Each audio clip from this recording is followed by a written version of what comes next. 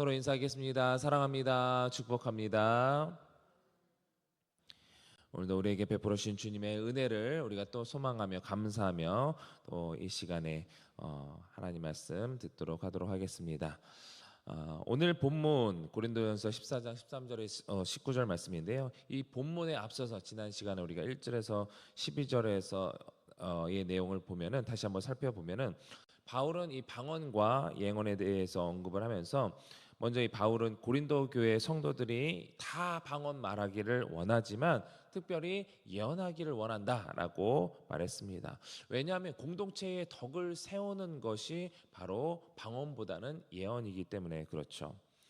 이 고린도전서 14장에서 말하는 예언과 방언의 은사의 대부분은요, 특히 이 공예배 상황에서라는 것을 이해하고 우리가 이제 말씀을 이 14장에서는 그렇게 이해해야 될 것 같은데, 또 지난번 말씀드린 것처럼 여기서 이 예언이라는 것은 그냥 단순하게 미래의 사건들을 예언하는 것 그것만을 말하는 것이 아니라 성령님의 인도를 따라서 때로는 성경의 말씀을 따라서 복음의 메시지를 지식의 말씀을 성도들에게 전하는 것, 그로 인해서 성도들의 행동의 삶이 변화되는 것, 이 모든 것을 통틀어서 이야기한다라고 말씀을 드렸습니다.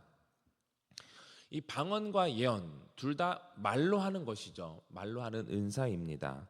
그런데 이 예언은 성도들이 알아들 수 있고 그에 따른 행동을 할 수 있습니다. 하지만 이 반면에 방언은 다른 사람들이 이 방언하는 것을 알아들을 수가 없기 때문에 공동체의 덕을 세우지 못한다. 그래서 바울은 예언하기를 원한다라고 권면했던 것입니다.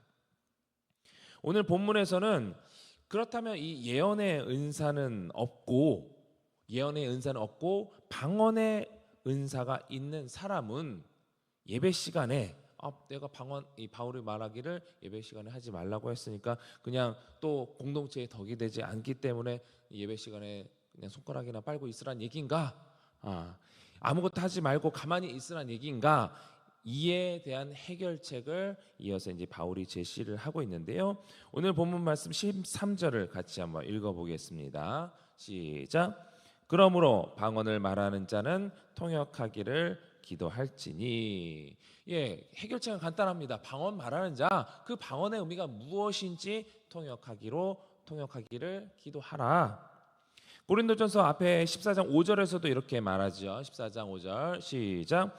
나는 너희가 다 방언 말하기를 원하나 특별히 예언하기를 원하노라. 만일 방언을 말하는 자가 통역하여 교회의 덕을 세우지 아니하면 예언하는 자만 못하니라. 아멘.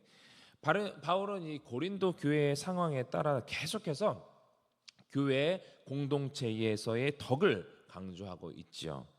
특히 방언을 강조하던 이 많은 사람들이 방언을 하면서 내가 방언을 한다 좀 이렇게 서로 이제 잘난 체하고 또 내세웠던 그런 것들이 있었던 것 같은데, 그런 이 고린도 공동체에 방언을 하는 사람이 있다면 계속해서 통역하기를 기도해서 공동체의 덕을 세우는 것이 중요하다라고 말하고 있습니다.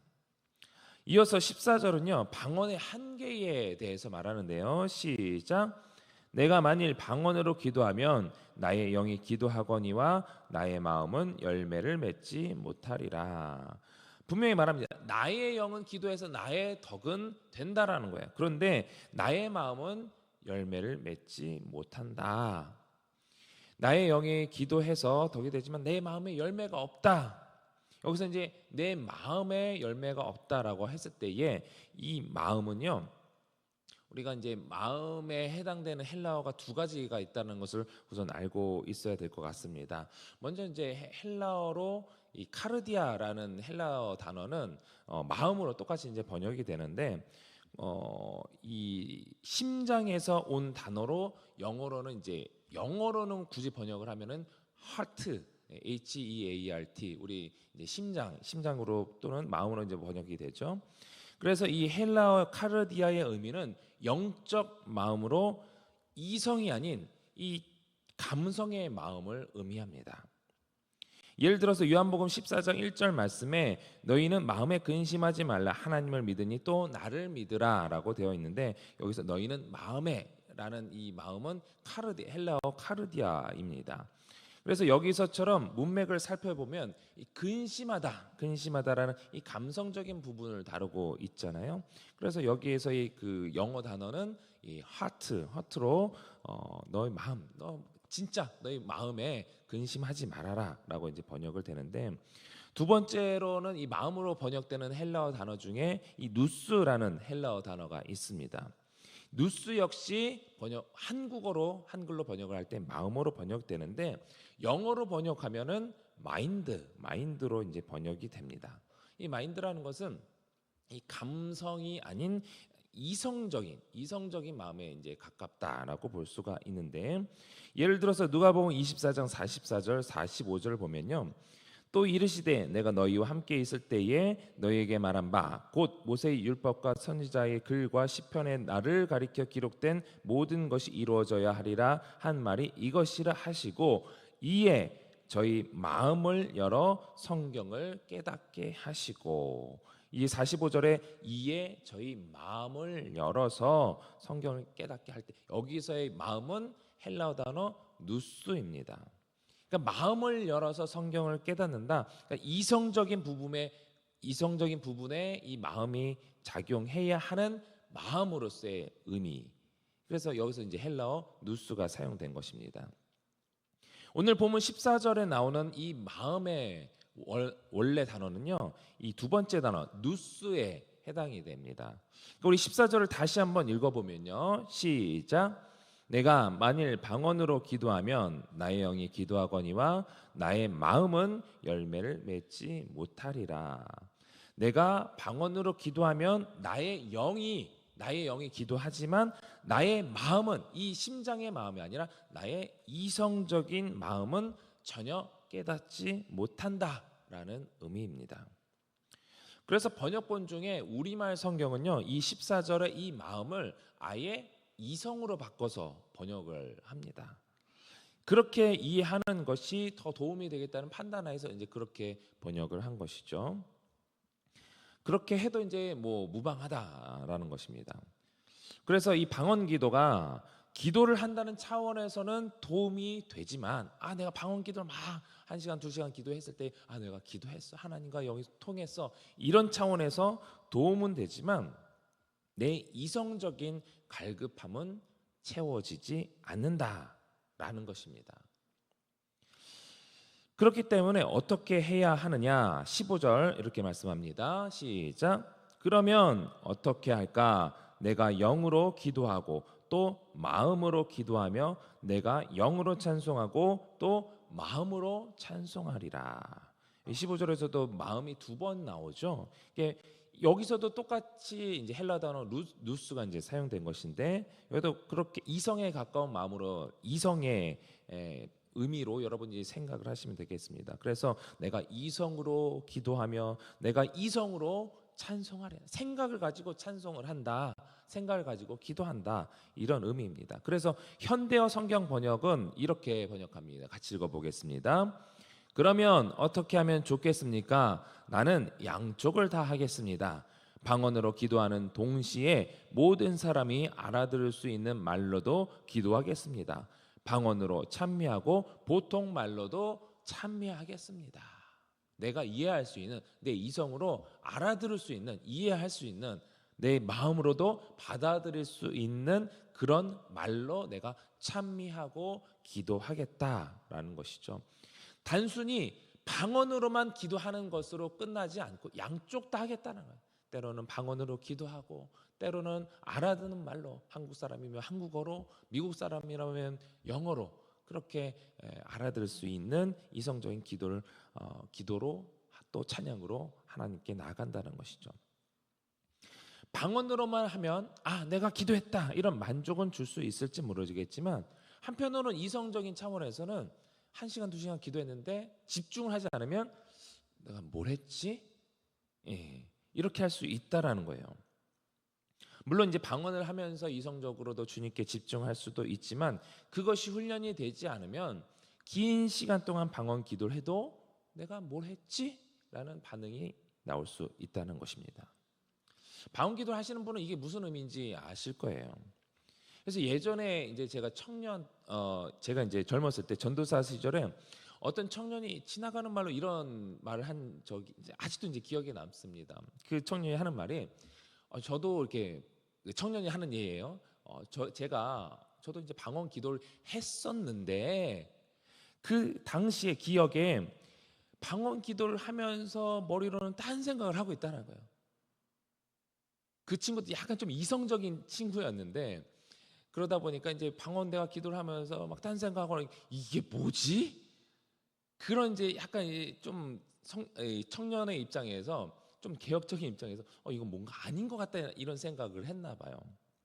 그래서 그런 생각을 하면서 이거 방언기도 하면 안 되겠다라고 하면서 그 이후부터는 이제 방언기도를 아예 안 하게 되었다라는 그런 얘기를 한 기억이 아직도 이제 남아 있습니다. 저에게 남아 있는데 그때 제가 이제 고린도전서 14장 말씀을 이해하고 또 방언에 대한 이해가 명확했다라고 한다면 어떻게 해야 되는지 그 청년에게 분명하게 제시해 줄 수 있었을 것 같은데 그 당시엔 제가 이제 그러지 못했던 것 같아요. 그게 이제 좀 아쉬움으로 남아 있는데 혹시 방언의 은사가 있으신 분들은요 이 바울이 얘기한 것처럼 방언으로 기도하라는 거예요. 방언으로 기도하고 할 수만 있다면 통역의 은사를 달라고 기도하라. 그렇지 않다면 방언으로만 기도하기보다는 방언으로도 기도하시고 여러분이 할 수 있는 언어 한국어로 또 그것으로 또 양쪽 다 갖춰야 된다라는 것입니다. 그래서 영적으로나 지적으로나 여러분들의 신앙이 성숙해야 된다. 그 뒤에는 또 이제 그런 부분 차원에서 얘기를 하고 있는데 이 바울은 계속해서 알아들을 수 있는 말의 이 효용성을 강조하면서 반대로 또 그렇지 못한 경우를 얘기하는데 16절, 17절 말씀입니다. 시작. 그렇지 아니하면 알지 못하는 처지에 있는 자가 내가 무슨 말을 하는지 알지 못하고 너는 감사를 잘하였으나 그러나 다른 사람은 덕세움을 받지 못하리라. 아멘. 이 바울이 얘기하는 건 이겁니다. 나 혼자만 영으로 기도하고 찬송하면 다른 사람들은 알아듣지 못한다. 또 영으로도 이제 감사를 할 수 있겠죠. 영으로 감사를 표현한다면 예를 들어서 내가 영으로 감사를 표현한다면 나는 그것으로 인해서 정말 감사하고 기쁜데 다른 사람 입장에서 봤을 때는 이 사람이 방언으로 하니까 알아들을 수 없으니까 그게 감사인지 슬퍼하는 것인지 아니면 저주하는 것인지 알 수가 없으니까 같이 그것을 알아듣고 감사하면 아멘하면서 같이 모두 감사하면서 은혜를 누리면 모두가 다 같이 은혜를 누리면 정말 좋은데 그럴 수 없다라는 거예요. 그래서 바울은 이어서 이렇게 이야기합니다. 18절 19절 시작. 내가 너희 모든 사람보다 방언을 더 말함으로 하나님께 감사하노라. 그러나 교회에서 내가 남을 가르치기 위하여 깨달은 마음으로 5마디 말하는 것이 1만 마디 방언으로 말하는 것보다 나으니라. 아멘. 바울은 분명히 얘기합니다. 바울 자신이 방언으로 많은 기도, 오랜 시간 기도를 했겠지 않겠습니까? 바울 역시 그것에 대해서 감사하고 있다. 분명히 이 방언의 중요성 또 그것의 필요성에 대해서 얘기를 하고 본인도 알고 있는 거예요. 분명히 개인의 영적 생활을 위해서 중요한 것이기 때문에 또 그것을 바울은 잘 활용하고 있는 것이기에 이렇게 강조하는 것이겠죠. 하지만 바울은 거기서 머물러 있는 것이 아니라 자신이 깨달은 바를 가지고 이 세계 곳곳을 다니면서 계속 복음을 전하는 모습을 우리는 알고 있지 않습니까? 그렇게 본인의 덕도 세우고 교회 공동체의 덕도 세워가는 이 바울처럼 이 방언도 하고 또 본인이 깨달은 말로도 계속해서 복음을 전하는 것처럼 이 양쪽 다 이 균형 잡힌 것이 필요하다라는 것입니다.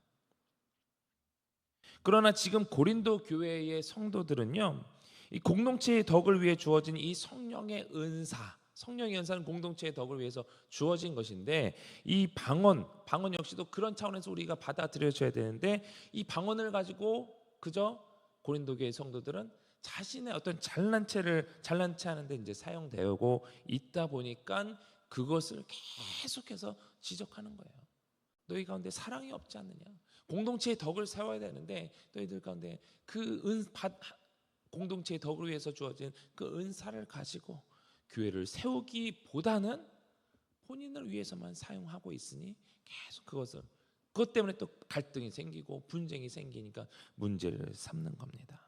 그렇게 방언으로 덕이 되지 않고 사랑이 없는 그런 방언으로 1만 마디를 기도할 바에는 차라리 19절 말씀처럼 네가 남을 가르치기 위해 깨달은 적은 말 5마디 말로 그것으로 남에게 전하는 것이 오히려 더 유익하다라는 것입니다. 19절에서도 마음이 나오죠. 내가 남을 가르치기 위해 깨달은 마음 역시 헬라어 단어 누스, 이성에 가까운 지식으로, 여러분들이 성경 말씀을 보면서 이게 정말 하나님 말씀이구나, 이대로 살아야 되겠구나. 5마디. 예수님은 나를 사랑하십니다. 예수님은 나를 사랑하십니다. 당신도 사랑하십니다. 이걸 깨달은 거예요. 5마디잖아요. 이거를 내가 1만 마디 1시간, 2시간, 3시간 방언으로 기도하는 것보다 공동체에서는 남을 위해서는 그 5마디가 오히려 더 유익하다라는 것이죠. 오늘 다시 한번 결론을 내립니다. 하나님께서는 우리에게 풍성한 은사가 넘치길 바라고 계시고 그렇게 주시기고자 약속하셨습니다. 그런데 그 은사는 개인의 영적을 추구하는 데만 머물러 있는 것이 아니라 주의 몸된 교회를 건강하게 세우는 일에 사용되어야 함을 기억하시기 바랍니다. 그래서 방언을 못하시는 분들은요, 방언의 유익이 있습니다. 방언하기를 사모하시고 기도하시고, 또 방언으로 기도하시는 분들은 통역하기를 사모하시고, 통역의 은사가 없다면 그렇다고 해서 내가 방언 기도를 하지 말라는 것이 아니라 방언 기도도 하시고 동시에 또 이성적으로 한국말로도 기도하시고, 개인의 지적인 부분, 이성적인 부분으로도 이해가 되는 기도를 하시기 바랍니다. 재차 강조를 하지만 주님께 받은 은사들은요, 그 은사들을 우리가 지혜롭게 잘 활용할 필요가 있습니다. 그래서 개인의 덕도 세우고 동시에 다른 사람의 덕도 세우고, 내 지적으로도 또 성장해서 성숙해져서 성숙한 그리스도인이 되는 것이 우리 그리스도인의 또 어떻게 보면 의무이자 책임이고 또 하나님께서 기뻐하시는 모습일 것입니다. 그렇게 하나님께서 기뻐하시는 교회, 또 그렇게 하나님께서 기뻐하시는 우리 모두가 될 수 있기를 주님의 이름으로 축원합니다. 우리 주신 말씀 기억하면서 함께 기도하실 때에 방언 기도하는 것을 또 사모하시는 이 시간 되면서 또 방언 통역하기를 기도하시고, 또 방언으로도 또 여러분의 말로도 다양하게 기도하시면서 하나님의 은혜를 구할 수 있기를 바랍니다. 또 이어서 기도하실 때 우리 창립 48주년 행사 앞두고 있는데 위에서 기도해 주시고, 특별히 오늘 알파 성령 수양회가 있습니다. 게스트들이 성령 충만의 은혜를 누리면서 방언하는 역사가 있게 해달라고 더욱 집중해서 이것을 위해서 기도해 주시고, 또 다음 세대를 위해서 기도하시며 또 교회의 부흥을 위해서 또 둔촌동 시대가 활짝 열리게 해달라고 또 각자의 기도 제목을 놓고 우리 주님 3번 간절히 부르고 통성으로 기도하겠습니다. 주여 주여 주여